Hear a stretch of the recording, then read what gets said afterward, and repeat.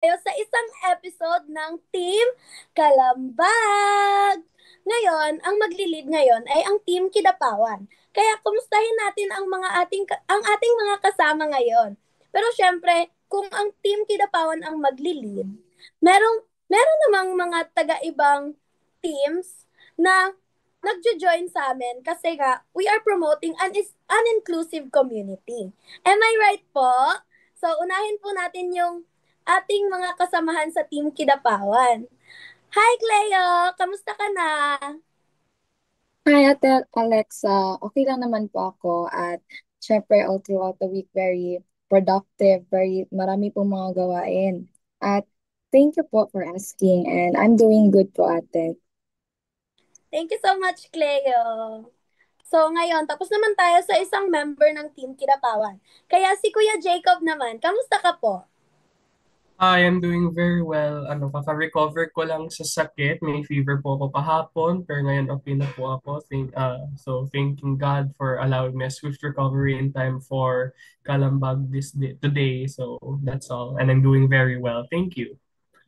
Thank you, Kuya Jacob. Thank you also, Kuya Jacob, for still joining na nagre-recover ka pa po. Kagaya din po sa akin, nagkasakit din po ako last week, pero at least nairaos. At talaga namang kinakaya talaga. At ayun, si Ate Sam naman. Kamusta ka po, Ate Sam? Okay lang din, Alexa. Actually, very busy talaga this week kasi marami akong sinalihan kasi minsan I do impulsive decisions kaya parang last minute na sumali ng mga events kaya sobrang daming kailangan gawin. Pero still, nairaos pa rin na makasali sa Kalambag today and I'm very excited kasi I like the topic today which is self-care, which is important din, especially sa mga estudyante na kagaya sa akin na maraming orgs and mga responsibilities.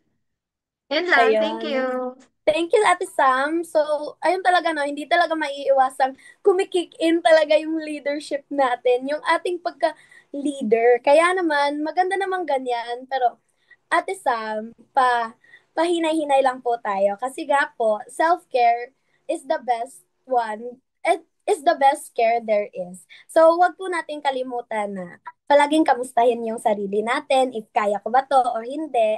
Pero I know naman sa pagiging matapang mo at sa pagiging leader mo, kaya mo talaga yan. Kahit na medyo impulsive yung mga decisions na yan, alam ko naman talaga na kayang-kaya mo yan.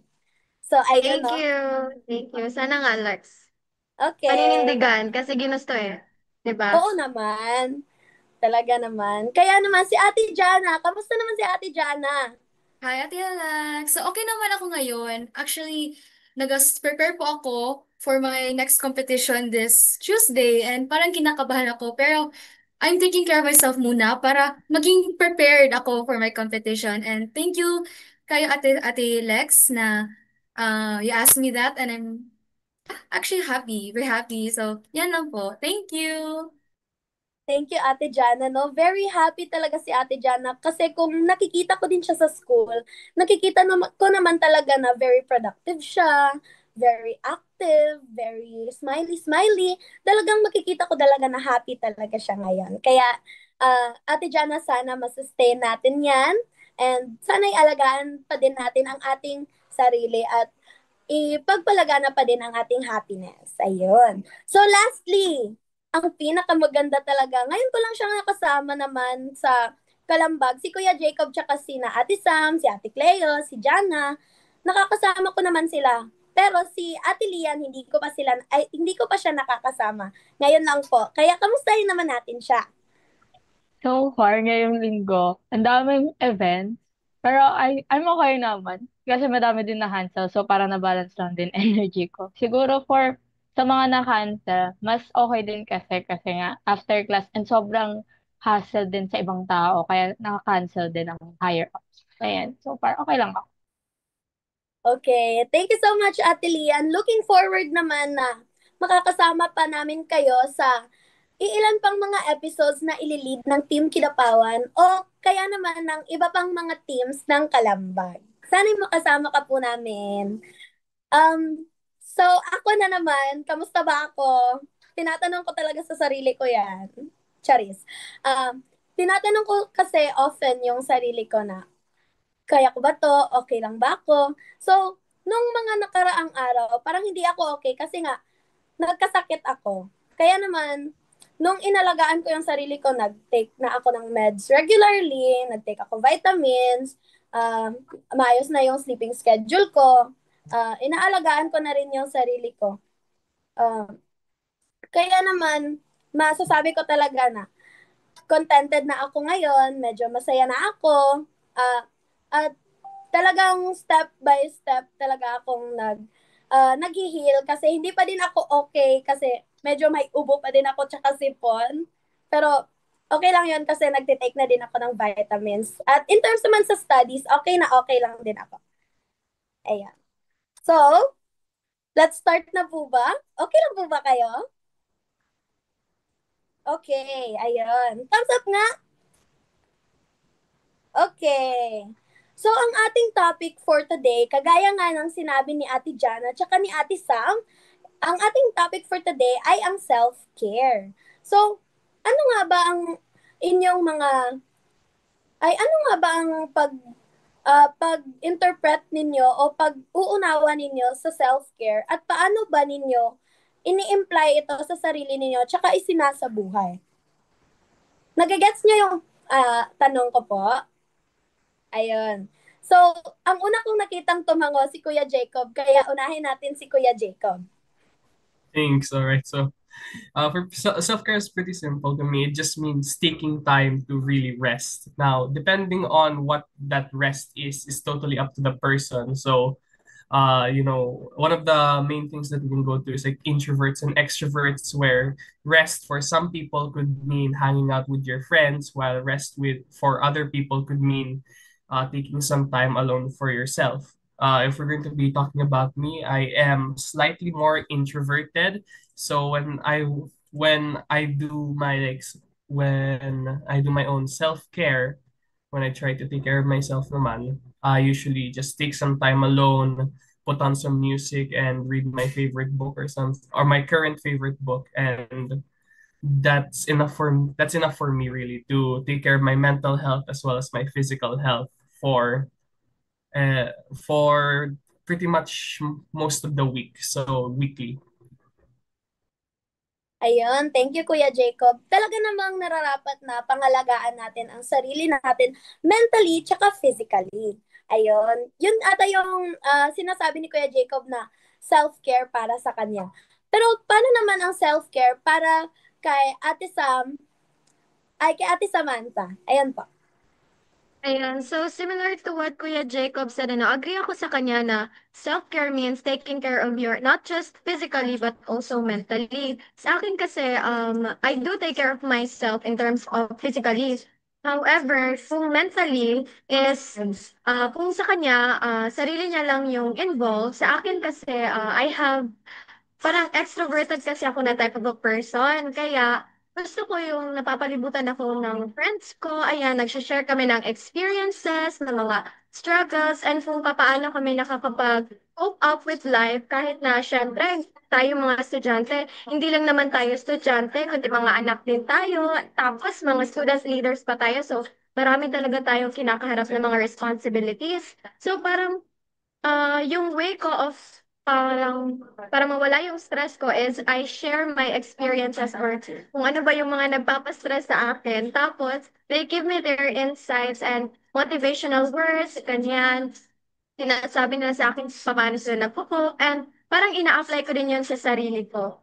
Actually, to be very honest, parang hindi pa ako masyadong hindi ko masyadong inaalagaan yung sarili ko kasi ang dami-dami kasi talagang dapat gawin eh. Marami din, may practicum pa, ganyan, mga requirements sa grade 12 kasi grade 12 na ako. Pero, par- hinahanapan ko naman talaga ng time para makapag-me time din ako, kung baga isispoil ko yung sarili ko, not with material things or ganyan, kundi sa tulog. Tulog kasi para sa akin talaga, nagiging privilege na lang yung tulog. Lalong-lalo na kapag ang daming ginagawa. Tulog talaga yung number one. And then second is yung pagkain. Kahit basic needs yun ng isang tao, minsan parang nahihirapan pa akong gawin yung mga yun kasi sa sobrang busy ng schedule ko. Kaya naglalaan na talaga ako ng time ngayon. Gumagawa na ako ng schedule na ay dapat ganitong oras natutulog na ako kasi yung mga schoolworks na yan pwede pa naman kinabukasan. Gigising na lang ng maaga para asikasuhin kung ano yung man yung mga schoolworks na yon. Ganyan. Kaya siguro dapat gusto ko rin na kumbaga i-share sa inyo na alagaan nyo din yung sarili nyo kasi it went to a point where parang na-burn out ako, yung parang hindi na kinaya ng katawan ko kaya nagkasakit na ako. Ayan. So, it's better talaga to take care of yourself. I mean, yung mga responsibilities na yan, of course, kailangan mo yan panindigan. However, you still have to take care of yourself kasi yung number one responsibility mo is yourself, di ba? Your body. Kaya, ano lang, gusto ko rin na matuto tayong lahat to really manage our time and to still prioritize our health. Yun lang, Lex. Sorry, medyo napahaba yung yung answer ko. Okay Sorry, lang sige, naman thank yan you. kasi ine-encourage din natin na mag-share tayo ng ating mga thoughts, insights, experiences. Talaga namang Yes. comfortable tayo with the people around us here in Calambag.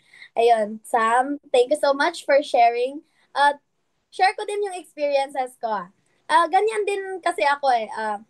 When I'm dealing with something or some things, I talk to people about it and nag-gain ako ng mga uh, insights nila, mga masasabi nila tungkol din sa problem ko kasi feel ko din nga na-experience din nila ito sometimes. At from their experiences also, naglo-learn ako at ine-embrace ko ang mga thoughts na to na, oo nga, kaya ko to, kinaya nga niya eh. Ganyan. Kung kinaya ng iba, kaya mo rin, syempre.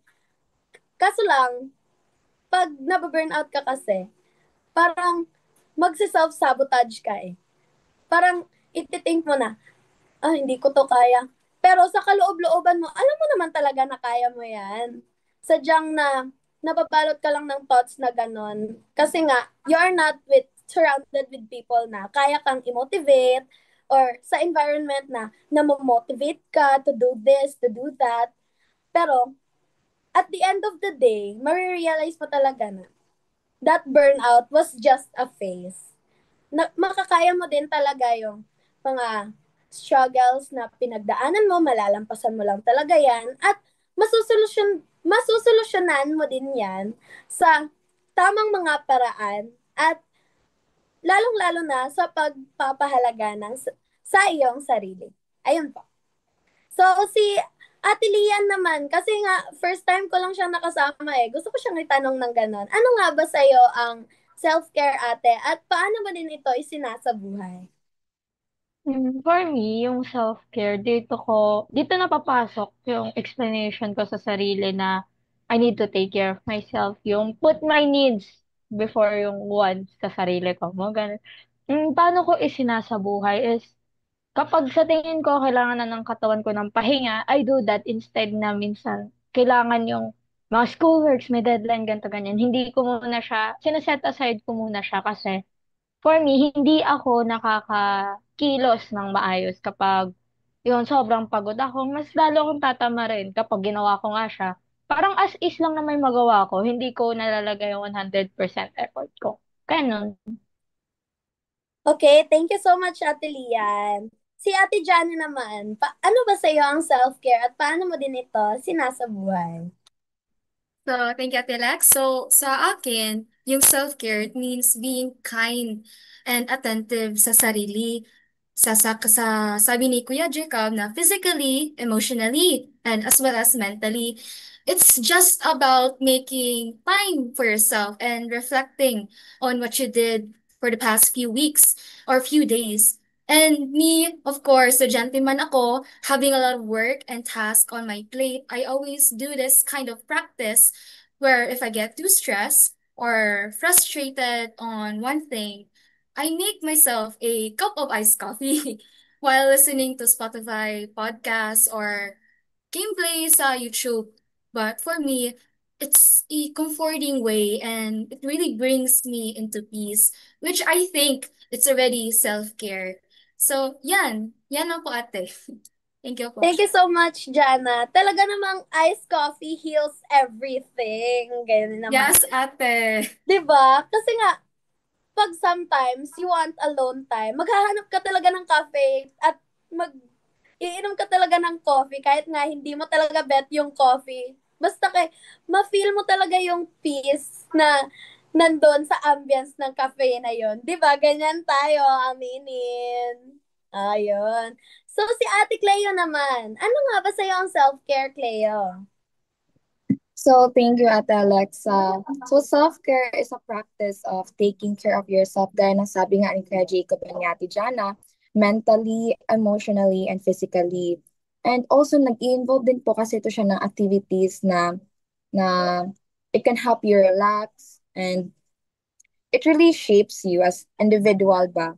And syempre ako as a student leader at the same time na maraming mga priorities, ay parang lahat na ng days ko sa isang month, parang may nakaset na ng mga gawain ko and parang wala ng me time and which is draining. So that's why I hope tayo lahat nagsiset talaga tayo ng time para sa ating sarili. Kahit paminsan-minsan. Because nakakatulong talaga yung rest sa atin. Hindi lang siya like, kasi important talaga yung rest. Important po talaga. Thank you so much, Cleo. Important, may idadagdag ka ba, Cleo? Ay, wala na po ate. Okay. So, talagang importante yung sinabi ni Cleo na dapat talaga, nagiging reminder ito sa atin na mahalaga ang self-care. Sa ating mga maliliit na mga pamamaraan ng pag-aalaga sa ating sarili. Hindi lang ito, kung sa iba, maliit. Yung sa atin kasi, hindi ito maliit lang. Ito na yung pinakamalaking ambag ng sarili mo para din sa ikabe-benefit mo. Ito na yung masasabi mo na talaga na, hindi ko na pala naaalagaan yung sarili ko ng maayos. Kaya naman, you would reflect and you would think of ways na para isuspoil mo yung sarili mo, uh, ma, uh, mafa-find mo talaga yung peace na hinahanap mo. Ayun.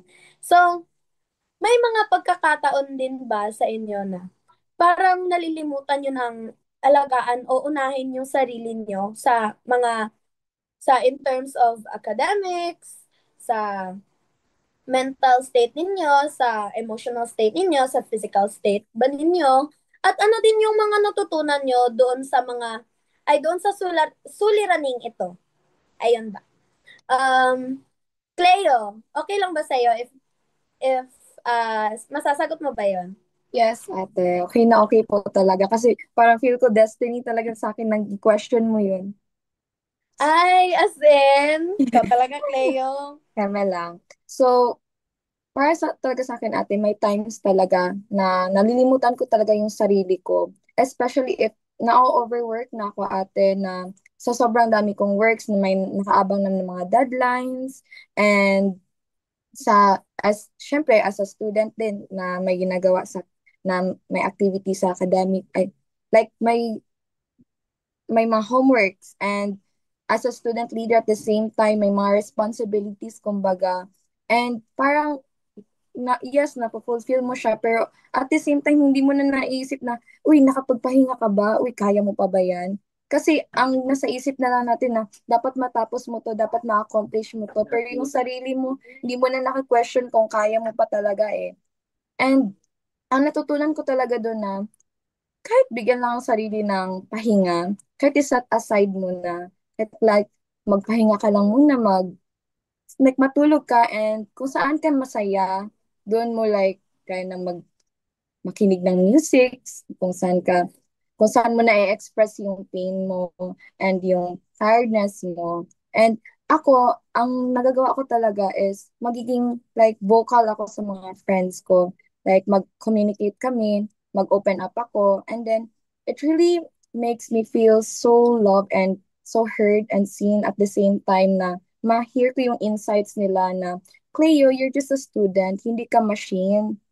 So, do those things na para lang din ikaw estudyante. No need to pressure yourself because we really need self-care. Ganun po ate. Okay, thank you so much, Cleo, for sharing. I know naman na that phase is really hard, especially naman sa ating mga student leaders and sa mga active sa kanilang mga classes. But Yes. always be reminded that hindi kasalanan ang magpahinga. Hindi ikaka hindi mo ikakawala ng oras ba o ikakawala ng sarili mo ang pagpapahinga. Kaya naman talagang palagi niyong tandaan na kahit isang oras lang o 2 oras lang ng pahinga sa isang araw, talaga namang dapat niyong ginagawa ito. Wag na wag niyong kalimutan yung self-care o pagpapahalaga sa sarili ninyo o pagpapahinga rather. Ayan po. So si Ate Jana naman. Hi, ate. Yes, true na yung sabi ni Ate Cleo na daming-dami ng works galing sa school as well as being a student leader at the same time. And because of it, it really hit me like physically because there was a one time actually that I was so overworked and my body was already declining because of stress. I was sent to the hospital because of it. And because of that, I learned my lesson to take breaks and it's not selfish for one or for you to choose yourself first because again, health is important or health is wealth, right? And if you can take care of yourself, you might end up in that same situation. And I really hope that it doesn't get to that point. And yeah, that's what I've learned to always have time for yourself and it's not selfish and there's nothing for you to shame that you're going to take a break of because of your works and all of that because yeah, ganon. It's always to take care of yourself. Yan na po ate. Thank you so much for sharing, Jana. I know naman na talagang na-overwork talaga tayo. Especially na gusto talaga nating maging active o kaya naman may mapatunayan talaga sa ating sarili sa pamamagitan ng pag-a-achieve. Pero sa kagaya nga ng sinabi mo, taking rest for yourself is not selfish. Kaya naman, palagi talaga nating pahalagahan yung phrase na yon o yung quote na yon. So, si Ate Lian naman, Pwede pa ulit ng question. Invested ako sa sagot. ay, may mga pagkakataon ba na parang nalilimutan mo ng unahin yung sarili mo? At ano ba yung mga natutunan mo sa mga suliraning mga pinagdaanan mo? Hmm. To answer that wonderful question, syempre, there are many times na nakakalimutan ko talaga alagaan yung sarili ko to the point na sobrang exhausted ako na to the point na tinatamad talaga akong gumawa ng kahit ano. So, some of you may know, I'm from STE during my junior high school. It's so exhausting talaga maging STE, lalo na kung hindi mo alam yung paano mag-time manage, yung mga ganun. Hindi, pag di mo siya alam, maano ka talaga, hahabulin ka talaga ng exhaustion na to the point na uunahin mo sa yung deadline after deadline. Ayun yung mga gagawin mo to the point na saka ka lang bigla magka-crash out na andun na yung sobrang pagod mo. Doon ko na-realize nun yung hindi ko na naalagaan yung sarili ko na parang sobrang sakit. Ang bilis ko kung magkaroon ng sakit yung headache, sipon, ubo, mga ganon. So, ang natutunan ko doon, bukod sa sa healthy rest, you should take healthy meals. Yung mga gulay. Kaya kids, kainin niyo yung mga gulay na sinasabi ng parents niyo. It really helps, actually. If hindi, kasi may times na pag hindi rin kayo kumain na maayos, lalo na, doon din nagko-caught up yung sakit. Kasi hindi nga kayo kumakain ng maayos, doon na nag-aano yung system nyo na, ay, mahina immune system nito, doon na natin anuhan ng sakit. Ganun na ang iisipin ng sakit sa atin. Kaya, yun, kumain na maayos, matulog na maayos, fix your routine na dapat may time ka sa sarili mo, hindi lang panay academic. Kasi, hindi lang naman umiikot sa school ang ating mga daily lives. At saka, hanggang paglaki natin, what if graduate na tayo, anong unahin natin pag tapos na school? So, yun, lesson learned. Okay, thank you so much for sharing, Ate Lian. talaga namang palagi at lagi nating dapat na nagiging reminder ito na take healthy meals, take healthy uh, yung healthy routines ba, kumbaga, yung healthy lifestyle natin, ikikip talaga natin yan. Para hindi natin ito magiging problema in the future. Yung pagsiskip natin kasi ng meals is nagli-lead kasi siya ng pagbaba ng immune system natin. Kaya palagi na tayong magkakasakit, kahit yung mga simpleng ubot-sipon lang na talagang napakatagal na mawala. Nakakaloko talaga yun. Ayoko yun. Ayaw natin yun. Kaya naman, you should take your vitamins, you should take your meds often. And yeah, eat your gulay, kids. Hindi ikakamatay kung kakain ng gulay. So ayun, Ate Sam, ikaw naman. Parang Okay, na-shock so si Ate Sam. may duman kasi na truck, tapos bumusi na siya, girl. Napakalakas. What was Tara. Okay, so going back, parehas kami actually ni ate, ano nga ulit yung name niya? Lian ba? Yan. Yeah, Lian. Pareho tayo ate. I'm also an STE student. So parang I was so invested doon sa experience na shinare niya kasi alam na alam ko din eh. Although I'm not saying na kapag hindi ka STE, hindi ka pressured or something like that.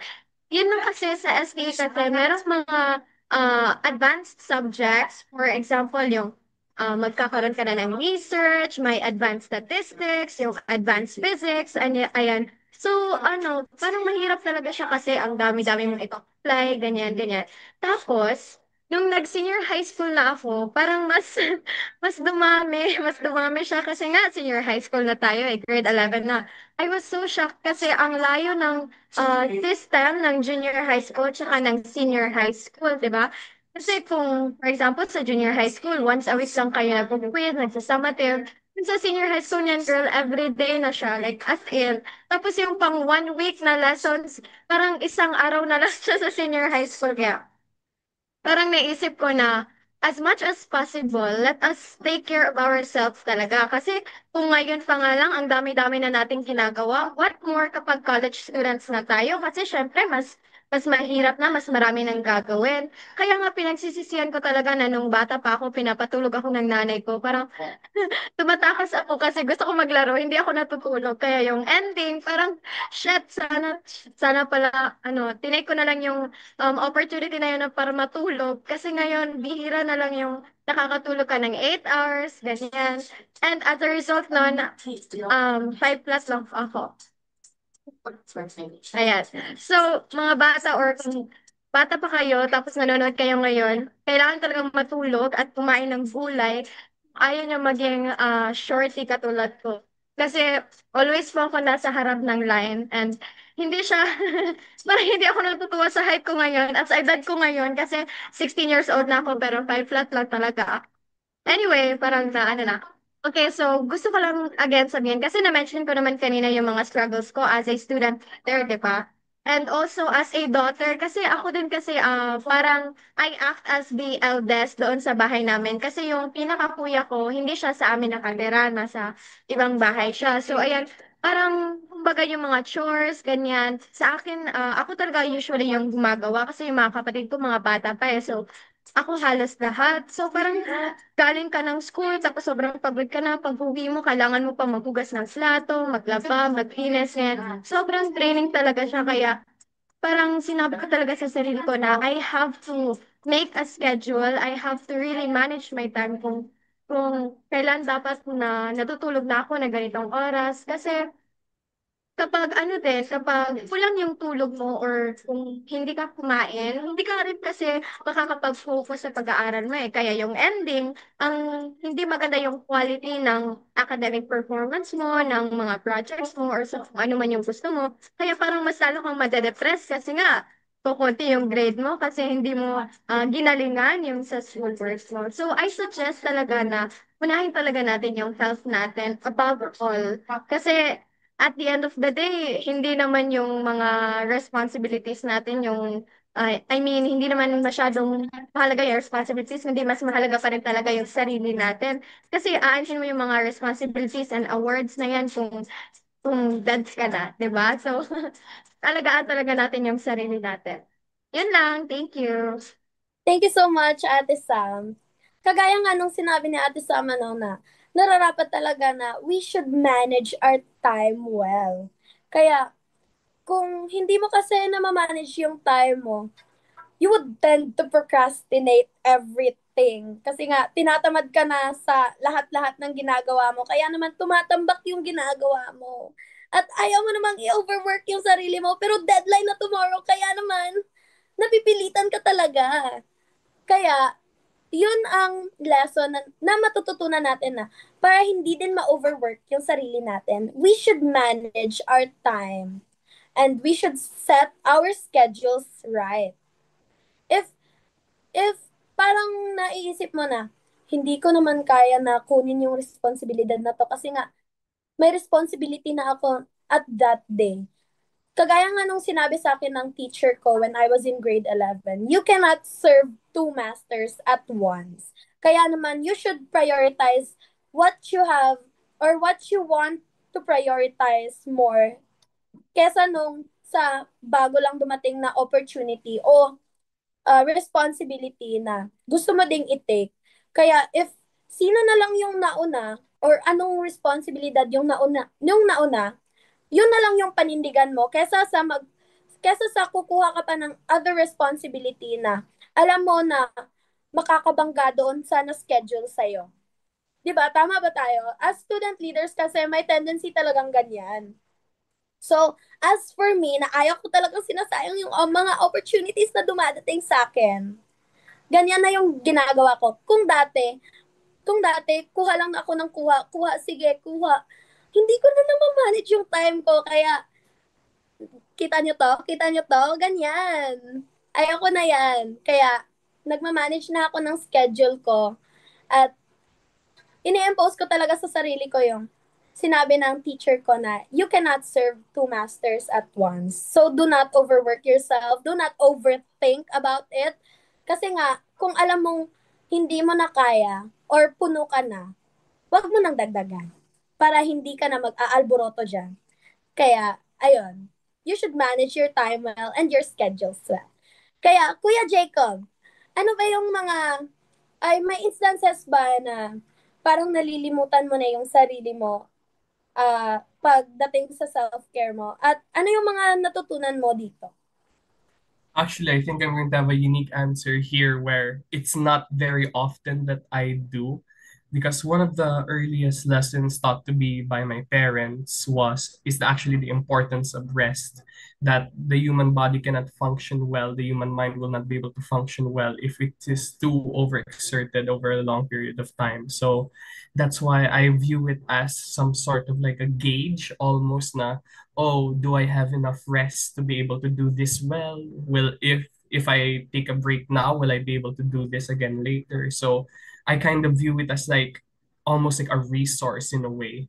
And luckily for me, I've been blessed with a very very amazing family that understands na I'm also just like Lian. I was an STE student too before.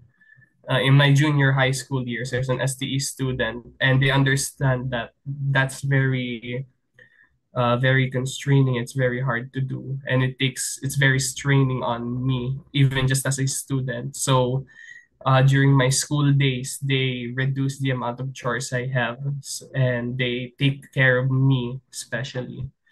I was also blessed with very understanding teachers in STE na they're always willing to make exceptions, willing to help out any of their students if they understand na they're being pushed to their limit na talaga. But of course, still you cannot fully dismiss the fact that you're in ST and you really do have to work hard. So maybe there's only been like there's only once or twice that I've forgotten to take care of myself because of the amount of things I have to do. And also as a student leader, I know that I can rely on my fellow council members na if I'm really not able to keep up, I can say, hey, since you're not very busy this time around, do you think you can help me out? And vice versa, when I'm not busy, I can also help them out. It's just this system of support that really keeps us together. So that's why I'm very grateful to have very talented team members on the student council, very loving and caring parents in my entire family is very loving and caring. And of course, I have my friends who are always there to support me. That's it. Thanks. Thank you so much for sharing, Kuya Jacob. Talaga namang nafe-feel talaga natin yung pag-aalaga ng parents natin kapag sa simpleng aya lang ng sa pagkain, kagaya ng sa akin kasi be yung tinatawag ng mga parents ko sa akin. Kasi nga ako yung bunso. Kaya tinatawag nila ako pag kakain. Be, kain na. Ganyan ang lambing kasi, ang lambing ng tono. Kaya ginaganahan talaga ako pumunta sa pagkainan at talaga namang ganyan. Kaya yung sa may instances naman na parang pag nakakalimutan ko yung pag-aalaga sa sarili ko, parang nagigilty ako o kaya naman pag naiiwan ko yung mga responsibilidad ko na parang na iset aside ko muna, parang nagigilty kasi ako kasi nga ayokong mabibuild na naman yung pressure. Excuse me? Mabibuild na naman yung pressure sa akin na paano na yan? Paano na yan? Nagpahinga ka na naman. Hindi mo na naman magagawa yan. Ganyan ba? Yung, yung constant na pressure at guilt na nararamdaman mo kapag nagpapahinga ka. Pero, now that I think about it, parang hindi tama na ganun yung mindset ko. Kasi nga, nararapat talaga na magpahinga. Hindi tama yung nag-overwork tayo sa in terms of academics, sa dito sa bahay, o kaya naman sabay-sabay. Hindi talaga tama eh kapag nga napupuno ka, sasabog ka. Sasabog ka kasi. Kaya aabot doon sa punto na masasabi mo na naman na hindi ko na to kaya, magbe-breakdown ka dyan. Pero at the end of the day, you should realize and you should be reminded that kagaya ng sabi ni Ate Jana kanina, that taking a rest or taking yourself out or taking self-care is not selfish. Ayan po. And then, ano yung mga ways ba natin? Yung mga ways ba natin sa pagko-cope up mentally about sa self-care? O, i-rephrase ko na lang. Ano ba yung mga ginagawa natin for self-care para sa ating mental health? Nagigets nyo ba yung tanong? Okay, tumango si Ate Jana. Ang lakas na tango. Ganyan talaga siya. Okay, si Ate Jana Ate naman. So, thank you, Ate Lex. So, in terms of mentally, ang ginagawa ko talaga is spending quiet time alone or just sleeping. Okay na, matulog ka na. It clears my mind and allows me to reflect without judgment. And I always say, I always sleep the stress. And when I wake up, I feel so refreshed. Like literally, like which helps my mental state. Parang nawawala yung stress ko once na matulog na ko or yung maging ikaw lang nandito sa kwarto na quiet time alone, spending time alone, mag-scroll sa TikTok. Parang na-refresh yung mind ko, parang nawala talaga yung stress. So, ganun ate, yan yung mga ginagawa ko most of the time kapag in terms in mental state. So, yun lang ate. Thank you po. Talaga namang tayong lahat need talaga ng sapat na tulog. Siyempre, as senior high school students or high school students, parang na-overwork tayo and pinapressure talaga natin yung self natin na dapat talaga you would do your best in terms of this, in terms of that. Kaya naman, hindi din tayo nakakatulog ng maayos kasi nga, yung mga thinkings na ganun. Pero, at the end of the day, nagiging nagiging rest, ito na yung nagiging rest natin para naman mafe-feel talaga natin mentally na, ay okay, nakapahinga na talaga ako. Ay, ayun, okay na ako, nakatulog na ako eh. Ganyan ba? Kaya, for me, based on my experience talaga in grade 11, my God, masasabi ko talagang grade 11 humbled me talaga. Yan talaga yung pinaka-stressful moments ng buhay ko so far. Kaya naman, nung grade 11 kasi, yung tulog ko 2 hours, 3 hours. Ngayon, na grade 12 na ako. Naiisip ko na talaga na, grabe, kinaya ko yun. Pumapasok ako ng 1 p.m. na 2 hours lang yung tulog, 3 hours lang yung tulog. Kasi nga, madami akong ginagawa sa bahay. At ginagawa ko din yung ibang schoolworks ko dito sa bahay. Kaya naman, medyo madami talagang nasa plate ko. Pero at least, na-arouse ko din naman. At ngayon, naiisip ko talaga na dapat talaga matulog talaga ako ng maayos. At yeah, ganun. Kada uuwi ako galing school, natutulog talaga ako. Mag-a-alarm pa nga ako ng 3 p.m. Kaso yung gising ko, 7 p.m. Ganun talaga. Ang sarap talagang matulog basta pang morning shift ka. Paghapon talaga, pag, di ba, 1 p.m. yung labasan ng morning shift sa amin, sa Kidapawan. Kaya naman, pag uuwi na ako mga 1:30 na siguro, natutulog talaga ako, te. Ganyan talaga. Ine, talagang ginagamit mo yung time sa tulog. Ganyan talaga yung need natin ngayon eh. Ayun. So, si Ate Lian na naman. Personally, I cope up sa katulad ni Ate Jana. Pag stress, tulog ka sa akin.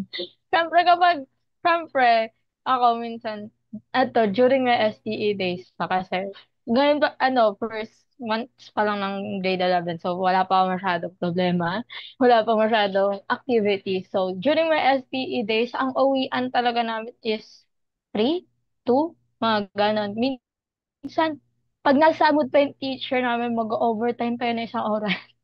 Lalo na yung last subject, which is masaya pag gets mo yung lesson. Pero kapag hindi, mm, dyan. Kapag ganun, afternoon, usually babagsak talaga ako sa kama. Minsan, I really, kapag uuwi ako, 'di ba, sinabi ko, I usually sleep. Ang ginagawa ko, syempre, para to cope up na hindi pagising ko stress agad. Syempre, magpapalit ako, I wash myself. Para, bawal siya sa isipin ko kasi kapag gising mo, 'di ba, you wake up fresh. Syempre, parang hindi mo na isipin na, hala, hindi pa ako nakapag-ayos. Syempre, mag-ayos muna ako. And sa siguro, minsan, nag-give in ako sa food cravings ko. Kasi kapag pinigilan mo yung food cravings mo, tas sasabay siya sa stress mo, it's really something na hindi siya maganda ang epekto. For me, nakakatulong yung food cravings. Wag na, sobra. Siyempre, as a student, we should still watch our health. Hindi yung laging nag-give in tayo sa cravings. Kasi minsan, nagka-crave ka ng sunod-sunod na sobrang tamis. That's bad. Kasi may certain grams lang ang student na kailangan ni intake. Kasi kapag nag-sugar crash out ka, dun ka lalong mawawala ng energy and stuff. Yun. Thank you. Thank you so much, Ate Lian. Si Kuya Jacob naman, ano ba yung mga ways mo, Kuya, to cope up mentally? Very simple, just 2 words, iced coffee. I joke lang po. So, my brother is an apprentice barista at his side job. So, he's learning how to be a barista and stuff. And usually when he comes home, he brings along his barista stuff. So, his expensive and fancy coffees and mixers and all of his fun devices. So, pag hindi siya nakatingin, haramin ko lang. Tapos, it's just so fun to mix around these coffees and flavors, trying to imitate like the taste and flavors you can get from the from Starbucks mainly, or from even Zeus and stuff. So just trying to replicate those flavors with stuff online is just so fun for me to do. And even when my brother isn't home, just using my own stuff is also pretty fun. I also enjoy cooking, so I feel like just mixing ingredients, whether that be food stuff or barista stuff, over and over again until it tastes good. I feel like that's very calming and soothing for me. Talaga namang pag when life gets hard, iced coffee heals. Talaga.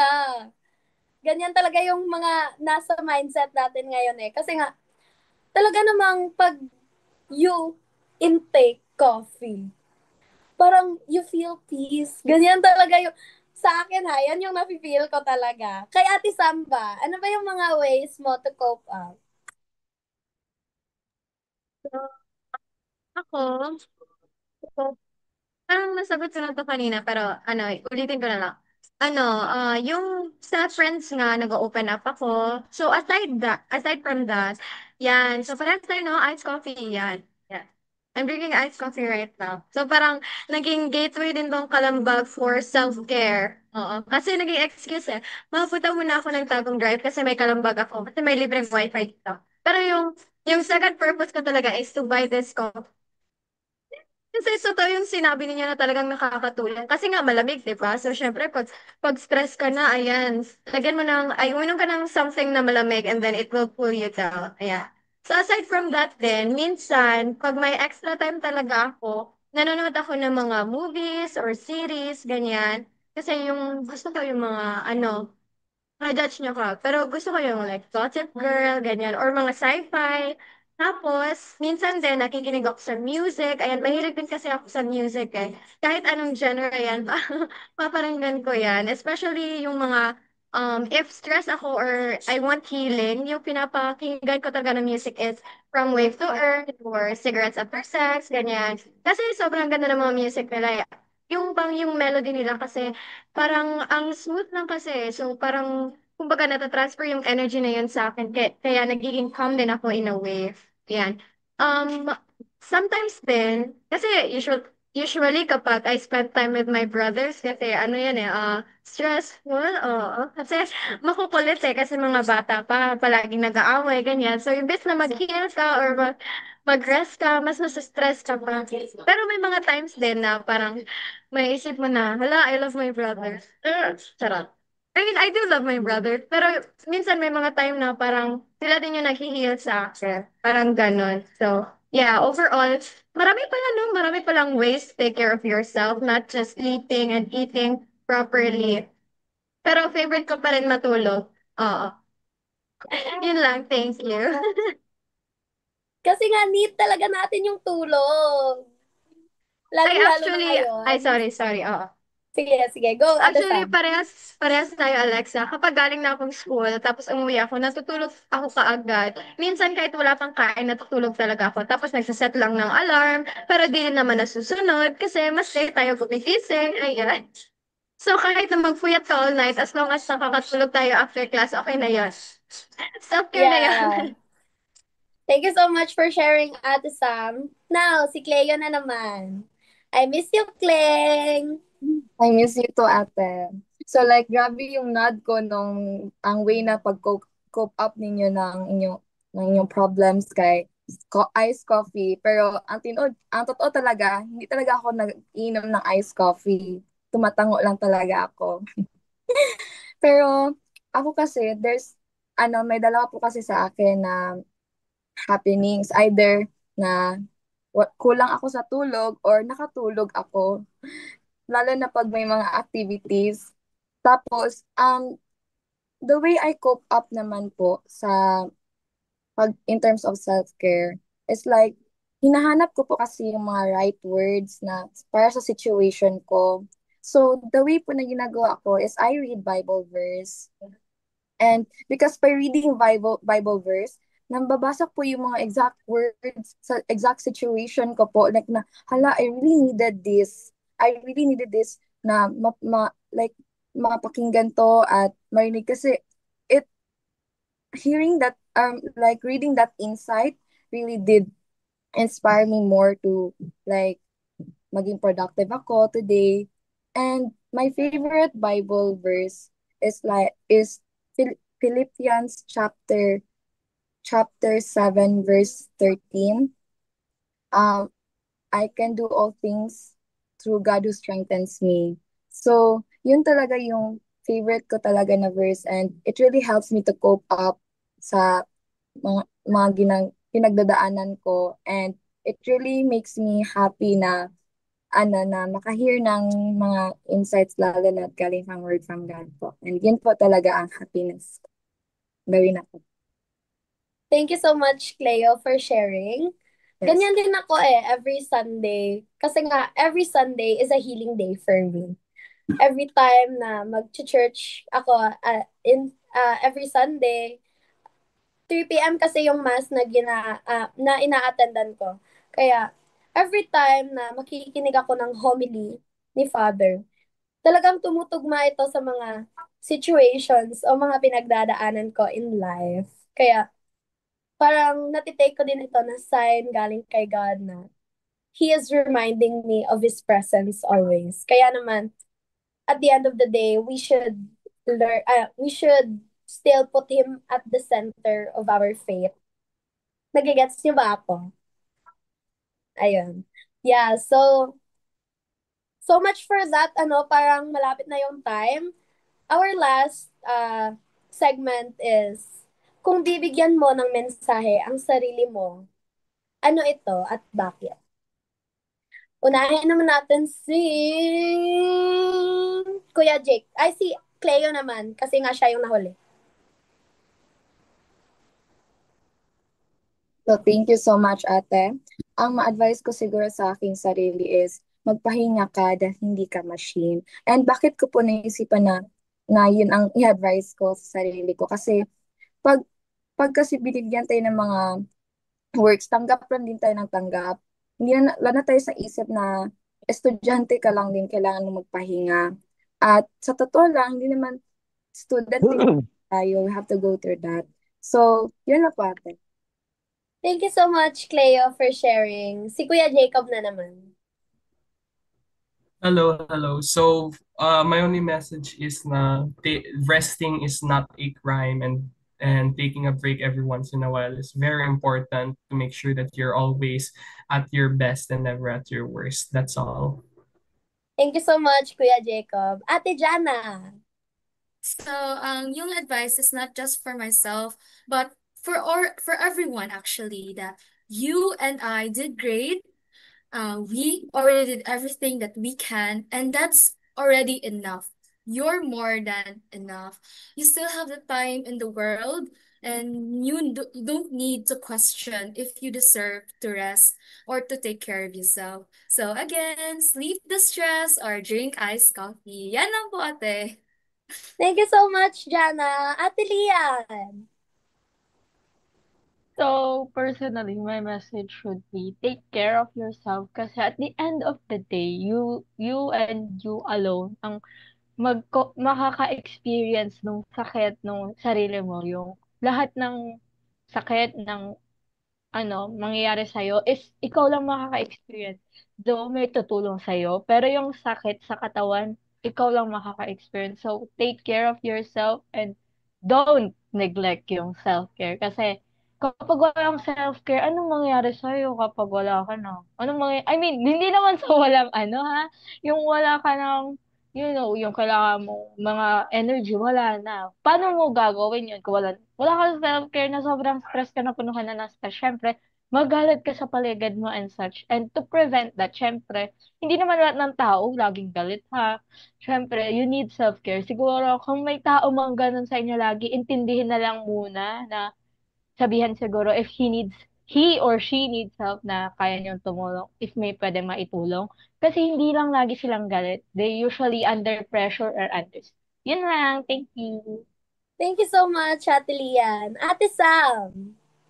Okay, so para sa akin yung message talaga na gusto ko for myself is gusto ko talaga i-instill sa sarili ko that taking care of yourself or self-care is not selfish, kagaya ng sinabi mo. Hindi naman, it would not make you less of a person if pipiliin mo na magpahinga kahit every once in a while. And self-care should not be a privilege, but it should not be a once in a week thing, it should be an everyday thing. So, kailangan alagaan mo yung sarili mo everyday. Hindi naman necessarily na kailangan everyday natutulog ka ng 8 hours or 6 to 8 hours ganun. But, like, taking care of yourself in a way na hindi mo nakakalimutan na matulog ng maayos, kumain ng maayos, kasi nga gaya ng sabi ni Cleo din, hindi naman tayo robots. May mga limitations din tayo as human beings. So, kumbaga, i-acknowledge natin yung fact na yun And we really should take care of ourselves because health is wealth. You know. Thank you so much, Ate Sam. For me naman, my only message to myself is, kung ano man yung pinagdadaanan mo ngayon, all the things that are going through your mind, always think of it as a positive way. Always think of it as uh, a redirection of God for you. Always think of it as a good thing na nangyari sa'yo because if wala yung mga yan, yung mga pinagdadaanan mo, you would not become the person that you are today. And you should always, and every day is a chance to be better. So always choose to be better. Always see the good in things, in people, and in situations that you are in. Ayun lang po yung message ko for myself. So for the synthesis, si Cleo, ready ka na ba? Yes, ate, ready. So, maraming salamat po sa inyong insights and it's for the International Self-Care Day.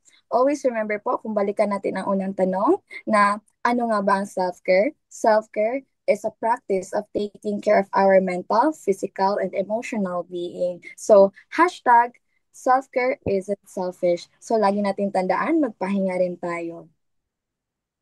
Thank you so much, Ate Cleo. Kuya Jacob for the announcements. Just for some quick announcements for everybody out there, please remember to tune in to Kalambag every Saturday, 1 to 2 p.m. in the official Kalambag YouTube and Facebook page.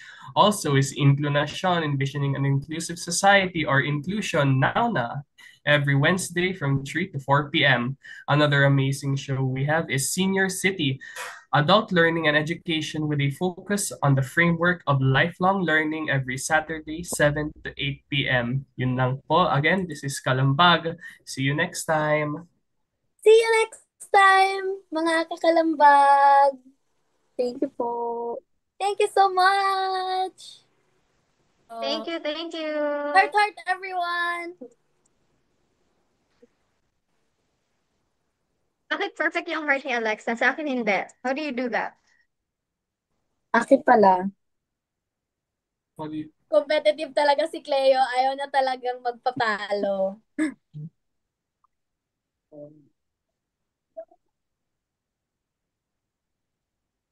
May ganyan ba? Sige daw. Sina. Wala, Wait, sino how do we yung do pair that? ko? Sino yung pair ko? Two Ganito lang sides. ako. Wala akong pair eh. Meron ba? Kapag tawanan tayo dito kasi para tayong ano. Yay! Ang cute naman. Sana makasama pa din namin kayo, Kuya Jacob, tsaka Ate Lian. Promise we'll be here next time too. Yay. Next week, next week, wala Kuya ako, Jacob, kasi pero next time, hindi ko andito ako, syempre. Ay, I'm so sorry, Ate Lian. Nasapawan kita. I'm so sorry. Pero, I hope na makakasama pa din namin kayo in the next few episodes. Kasi, ang dami kong nakuha sa inyo, guys. Oh, Thankful for that. OA, ang OA talaga. Ang OA. Over naman sa iyak. Ang OA Paano ulit? talaga. Parang nagiging chika-chika na lang to sa atin kasi last minute na kasi ng airing natin. So, talagang dapat na we lift our moods up. Huwag tayong magpasad-sad. Bawal yan dito. Ayoko yan. Gusto ko happy vibes. Ang OA.